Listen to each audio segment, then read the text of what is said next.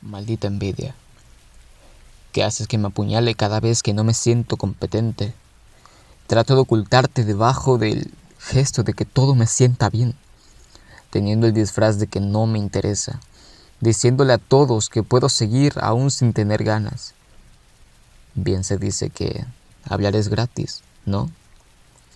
De repente siento que tengo la energía para todos y para todo, pero en determinado momento llego a ver y a escuchar los logros de la gente. Logros que yo soñé con poseer en algún momento y que no pude conseguir con más de 1000 intentos.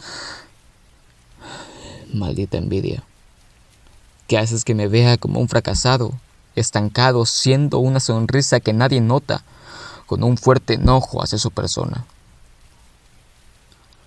Maldita envidia.